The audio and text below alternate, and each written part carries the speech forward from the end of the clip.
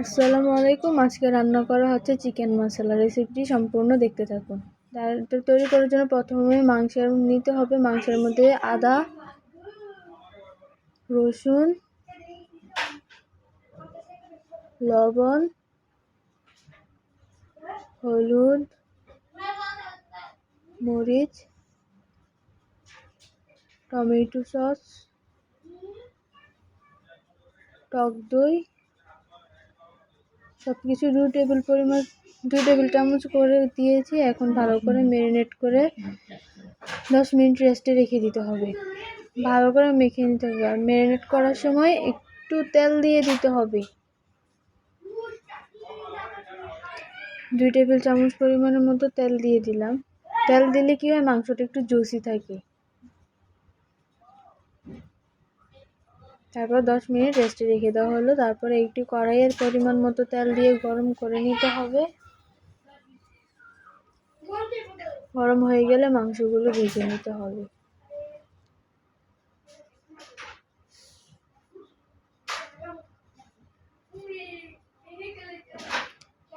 এই রান্নাটার সময় একটা টিপস ফলো করতে হবে, সেটা হচ্ছে মাংসগুলো যতক্ষণ সময় বেশিক্ষণ রেখে ম্যারিনেট করা হবে, মাংসগুলো কিন্তু ভিতর থেকে ততটাই জুসি হবে।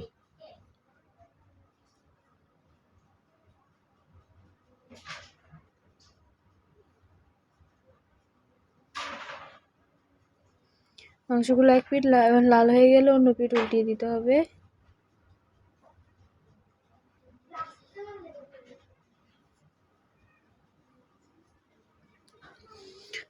এই পিঠ ও পিঠ ভালো করে লাল হয়ে গেলে তুলে নিতে হবে।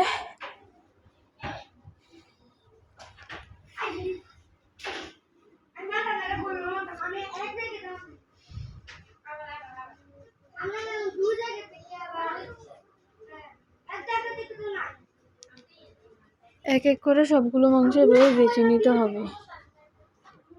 তারপরে কিছু আলু তার মধ্যে পরিমাণ মতো হলুদ লবণ দিয়ে ভেজে নিতে হবে।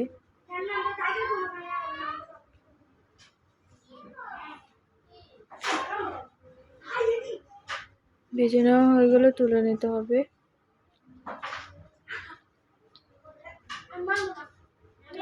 এবার আমাদের ভাজার পর্ব শেষ। তারপর কড়াইয়ে পরিমাণ মতো তেল দিয়ে তার মধ্যে দিয়ে দিতে হবে পেঁয়াজ কুচি। চিকেন মশলা বানাতে পেঁয়াজের পরিমাণটা একটু বেশি লাগে। পেঁয়াজগুলো ভালোভাবে ভেজে লালচে ভাব করে নিতে হবে।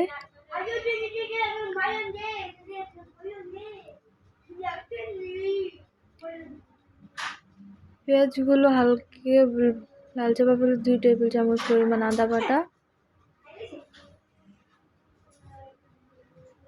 2 টেবিল চামচ রসুন বাটা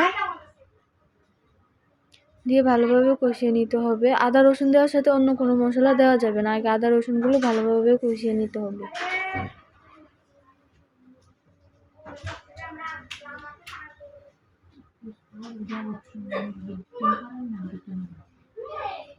আর এই রান্নাটার মধ্যে আলুটা অপশনাল, আপনারা চাইলে দিতেও পারেন, নাও দিতে পারেন। তারপর 1.5 টেবিল চামচ পরিমাণ জিরা বাটা দিতে হবে।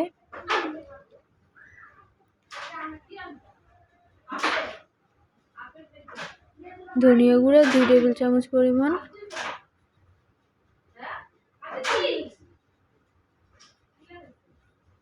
টমেটো বাটা পরিমাণ মতো, কাঁচামরিচ ফালি দেওয়া হয়েছে। তারপর টক দই 3 টেবিল চামচ পরিমাণের মতো দেওয়া হয়েছে। তারপর গোলমরিচের গুঁড়ো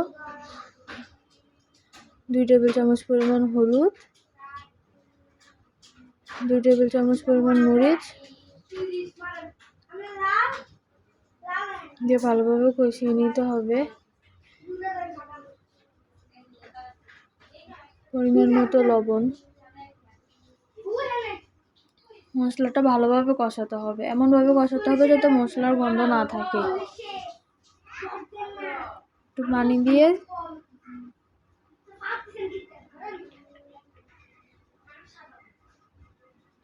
ঢাকা দিয়ে দিতে হবে। 10 মিনিট পর ঢাকা তুলে মশলাগুলো ভালোভাবে নেড়ে দিতে হবে। এখানে আস্ত মশলা ব্যবহার করা হয়েছে পরিমাণ 2টা দারচিনি আর 4-5টা এলাচ। ভালোভাবে নাড়াচাড়া করে মেশাতে হবে। মেশানো হয়ে গেলে মাংস আর আলুগুলো দিয়ে দিতে হবে।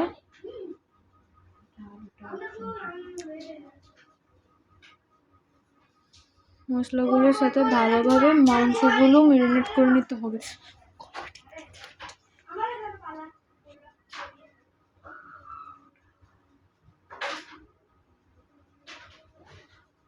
মাংস অতিরিক্ত এক্সট্রা কোনো পানি দেওয়া লাগবে না, যে মাংস থেকে যে পানিটা বেরোবে সেটা দিয়ে সিদ্ধ করে নিতে হবে। আঁচটা মিডিয়াম রেখে এগুলোকে আস্তে আস্তে সিদ্ধ করে নিতে হবে। আলুটা কিন্তু অপশনাল, আপনারা চাইলে নাও দিতে পারেন। চুলার আঁচটা মিডিয়াম রেখে ভালোভাবে নেড়েচেড়ে কষাতে হবে। এই মনে রাখতে হবে মুরগির মাংস দিয়ে মুরগিটাকে সিদ্ধ করতে হবে। ভাজা জিরার গুঁড়ো উপর দিয়ে দিতে হবে। ভাজা গুঁড়ো জিরাটা দিলে উপর থেকে একটা ভালো স্মেল আসে। তারপর ঢাকা দিয়ে আবার মিডিয়াম হিটে রেখে 10 মিনিটের মতো ভালো করে সিদ্ধ করতে হবে।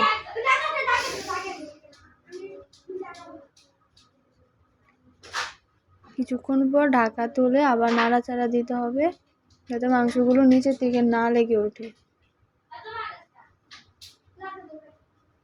মাংসে পোড়া দাগ লেগে গেলে তা আবার খেতে ভালো লাগে না।